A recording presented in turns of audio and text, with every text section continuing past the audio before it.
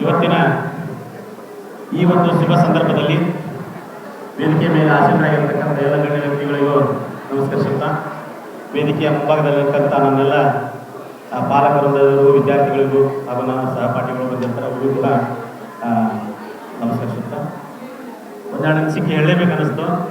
Time waste ಮಾಡೋದು ಬೇಡ ಅನ್ನಿಸ್ತು, ಆದರೂ ಹೇಳಬೇಕಂತ ಬಂದೆ. ನನ್ನ ಮಗ ಆ್ಯಕ್ಚುಲಿ ಆಕಾಶ್ ಗಂಗೋಟಿ 68% ಮಾಡಿದ್ದ 10th. ನಮ್ಮ ಅಣ್ಣನ ಮಗಳು ಕಾಮರ್ಸಲ್ಲಿ 58% ಮಾಡಿದ್ವಿ. ನಾನು ಅಂದ್ಕೊಂಡೆ ಫಸ್ಟ್ ಈ ಕಾಲೇಜಲ್ಲಿ ಬಂದಾಗ ಏನಪ್ಪ ಕಾಲೇಜ್ ಅಷ್ಟು ಇದು ಅನ್ನಿಸ್ಬೋದು, ಯಾಕೆ ದೊಡ್ಡ ದೊಡ್ಡ ಕಾಲೇಜೆಲ್ಲ ನೋಡಿ ಬಂದಿದ್ವಿ, ಅಲ್ಲಿವೆಲ್ಲ ದೊಡ್ಡ ದೊಡ್ಡ ಬೋರ್ಡ್ ನೋಡಿ ಬಂದಿದ್ವಿ ಸರ್. ಅವೆಲ್ಲ ಏನು ಅನಿಸ್ತೀವಿ ಸರ್, ಕಾಲೇಜ್ ಅನಿಸ್ತೀವಿ ಹೋಗ್ಬಿಡು ನನ್ನ ಮಗ ಜಸ್ಟ್ ಒಂದು 60-70 ನೋಡ್ರೆ ಜಸ್ಟ್ ಪಾಸ್ ಆಗಲಿ.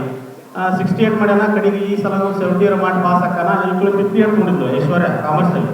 ಅವಳು ಒಂದು ಬಹುಶಃ ಅವಳು ಫಸ್ಟ್ ಕ್ಲಾಸ್ ಒಂದು 60-70 ಮಾಡ್ತಾ ನೋಡಿದ್ವಿ. ಬಟ್ ಇದು ನೋಡಿದರೆ ನಿಜಕ್ಕೂ ಇವತ್ತು ಆನಂದ ಭಾಷಣ ಇವತ್ತು ನನಗೆ ಬರ್ತಾ ಇದೆ. ಯಾಕಂತಂದರೆ ಇದಕ್ಕೆ ನಾನು ಕೂಡ SLCಯಲ್ಲಿ ಒಳ್ಳೆಯ ಒಂದು ಹೈಸ್ಕೂಲಲ್ಲಿ ಹಾಕಿದ್ದೆ, ಬಟ್ ಅಲ್ಲಿ ಪರ್ಸೆಂಟೇಜ್ ಆಗಿಲ್ಲ. ಯಾಕಂದರೆ ಅಲ್ಲಿ ಒಂದು ಶಿಕ್ಷಣ ನಾನು ಇದು ಮಾಡ್ತಾ ಇಲ್ಲ, ಮೈನಸ್ ಪಾಯಿಂಟ್ ಹೇಳ್ತಾ ಇಲ್ಲ. ಯಾಕಂದರೆ ಇದಕ್ಕೆ ವಿದ್ಯಾರ್ಥಿಗಳ ಒಂದು ಹರಸಾಸನ ಇರ್ಬೋದು, ಆದರೆ ಅದನ್ನು ತಿಳಿಮಟ್ಟವನ್ನು ಹೇಳೋದು ನಮ್ಮ ಶಿಕ್ಷಕರ ವೃಂದದಲ್ಲಿ ಇರ್ತದೆ. ಯಾಕಂದರೆ ನಿಜವಾಗ್ಲೂ ನಾನು ಫಸ್ಟ್ ಇಲ್ಲಿ ಬಂದಾಗ ಇಲ್ಲಿ ಒಂದು ಸಂಸ್ಕಾರವನ್ನು ನೋಡಿದೆ. ಯಾಕಂದರೆ ಇಲ್ಲಿ ಇರ್ತಕ್ಕಂಥ ಒಂದು ಫಸ್ಟ್ ಪಾಲಕರು ಯಾವ ರೀತಿ, ಬೇರೆ ಕಾಲೇಜ್ಗೆಲ್ಲ ಹೋಗಿ ಬಂದಿದ್ದೆ, ಒಂದು 5-6 ಕಾಲೇಜ್ ಅಡ್ಡಾಡಿ ಬಂದಿದ್ದೆ ನಾನು.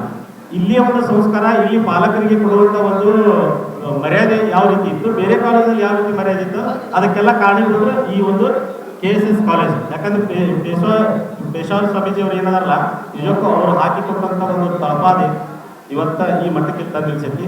ನಿಜಕ್ಕೂ ಎಲ್ಲರಿಗೂ ಕೂಡ ಮತ್ತೊಮ್ಮೆ ಎಲ್ಲ ನಮ್ಮ ಶಿಕ್ಷಕರವರು ಈ ಒಂದು ಕಮಿಟಿಯವರು ಕೂಡ ನಾನು ನಿಜವಾದ ಹೃದಯಪೂರ್ವಕ ಧನ್ಯವಾದಗಳು ಅರ್ಪಿಸ್ತಾ ಇದ್ದೀನಿ. 90 ಮೇಲೆ ನನ್ನ ಮಗ ಮಾಡ್ತಾರೆ ನಾನು ಅನ್ಕೊಂಡಿದ್ದೆಲ್ಲ, 70 ಆಗದಿಂದ ನಾನು ಅನ್ಕೊಂಡಿದ್ದೆ.